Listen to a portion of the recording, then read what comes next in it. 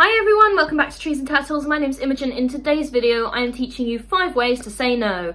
If you're not already subscribed, make sure to do that, give this video a thumbs up, follow me on Instagram, and let's get started. So, in this video, I just wanted to talk a little bit more about the concept of saying no, because we often, in our lives, okay, we have finite space in our schedules and our calendars, and we might want to do all the things, and to a certain extent, okay, don't get me wrong, you can do all the things, but also, at some point you're gonna have to say no to something. And a lot of us hate saying no because a lot of us are people pleasers, myself included, and we want to do everything, and like we have this, like we have FOMO, okay, we're gonna like miss out on stuff, and that's scary, and we just need to find ways to be at peace with saying no. And the first step to doing that, and to like simplifying your schedule and actually just doing the things that you want to do, and in fact when you say no, you give yourself time to focus, okay, so you can be more productive. I promise. It's like, I know it's counterintuitive, but I promise it works. All right, so the first way to say no is simply no, okay? That is a full sentence. That is all I'm going to say about that. Number 2, I don't want to do that. So this one kind of like leans into your agency and making choices for yourself. So when you say I don't want to do that, you are kind of, now, not that you're owing anyone an explanation, but if you want to, you can, it's kind of a rationalization, it provides context, okay? So, you know, everybody has their own individual likes and dislikes. You know, if someone asked me to go skydiving this weekend, I would say, no, I already have plans, but I do actually want to do that. I'm trying to think of like an activity that, oh, caving, okay? I do not like caving at all. I find caves very scary. So if someone asked me to go caving, I'd be like, you are extremely brave, but I don't want to do that, okay? So, you know, people will understand if something's not your thing, and if people don't understand that something's not your thing, get better friends. I am not even kidding. Okay, number 3, that's not in my plan. I love this one because this is kind of like, it refers to the fact that you already have a plan. Like if you have a 10-year plan, a 5-year plan, and you're aware of all your goals that you're working on, and ones that you want to fit into your schedule, okay? And something comes up that's not in your plan, or that might be actively detrimental to your plan, then you can just say, that's not in my plan, okay? And, you know, if you've already got like prior commitments, most people will absolutely respect that. And it is a sort of, it's not a get out of jail free card. Not that like having to do something is jail.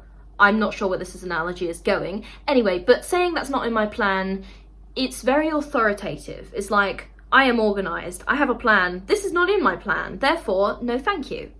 Okay, so that's sort of, I like this one because it helps me feel like a sense of emotional security. Having a plan always does. I have anxiety, but that's not in my plan is a really good sort of catch-all for when you want to feel a sense of emotional security, but you still want to say no to something. Because saying no can give people anxiety and a sense of emotional insecurity. So building that security into your polite refusal is a way to get around that problem. Okay, number 4. This is kind of linked to the last one, but that's not a priority for me right now. Okay, so it's kind of similar to that's not in my plan, but it's less finite. Does that make sense? It's less sort of, oh, it's less final. Okay, so that's not in my plan kind of implies that it's not in my plan right now, and I don't see it being in my plan in the future, but that's not a priority for me right now suggests that maybe I'll want to do this one day, but right now that's not right for me.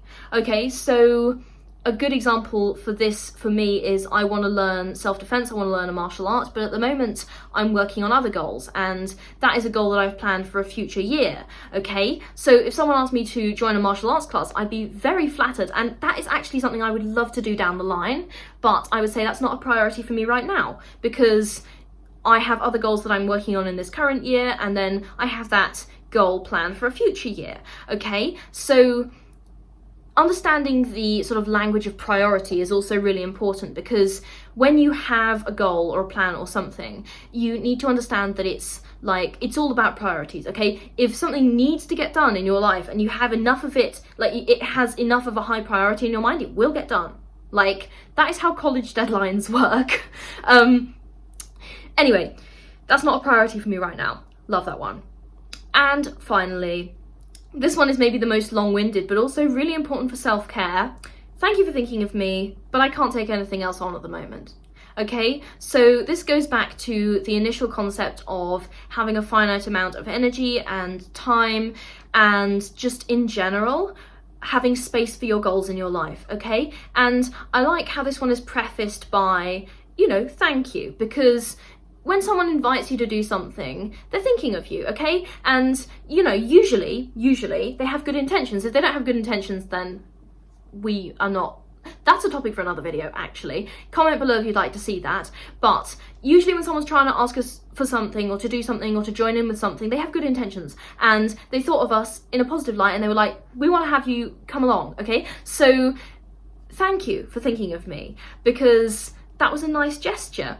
But I can't take anything else on at the moment. Again, your capacity is finite, and, you know, even if your schedule is full, and the full aspect includes periods where you're just like at home in bed resting, there is nothing wrong with that. And indeed, it's actually advantageous, because rest is really important for productivity. I've made this point in like loads of other videos, but it's okay if you say, I can't take anything else on at the moment, okay? I am at full capacity in terms of goals and scheduling, and that is just like, that would be the straw that breaks the camel's back, okay? So it is okay to say that as well. Alright, this has been 5 ways to say no. If you're not already subscribed, make sure to do that, give this video a thumbs up, follow me on Instagram, and I'll see you in the next video. Okay,